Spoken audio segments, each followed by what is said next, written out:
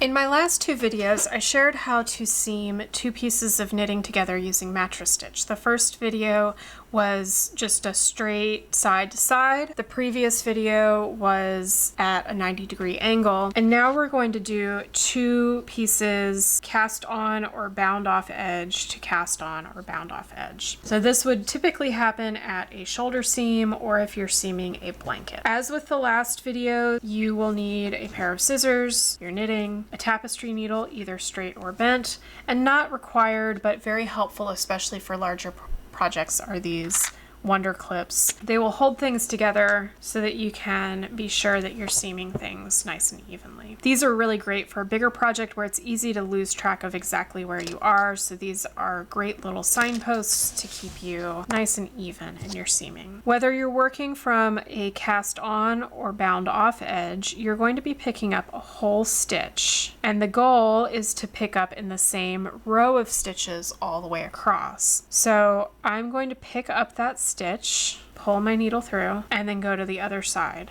and pick up a whole stitch. And then we're just going to go back and forth, back and forth. We are working on the front facing or the outward or public facing side, the right side of the garment, if you will. And it's not necessary to pull it tight just yet. You can go 3 or 4 stitches before you pull it tight. And if you look, that looks an awful lot like a loose row of knitting or grafting. It's not quite the same, but that's going to hold those two pieces of knitting together very nicely. You're typically going to see this on the shoulder seam of a garment, or if you're seaming something like a blanket squares. Just going back and forth, picking up a whole stitch, staying in the same row, going a few stitches, and then pulling tight. As with the previous videos, you don't want to pull so tight that it wrinkles or ruffles. You want to make it sturdy but even. If your rows don't match up perfectly, say you're joining 25 stitches to a piece with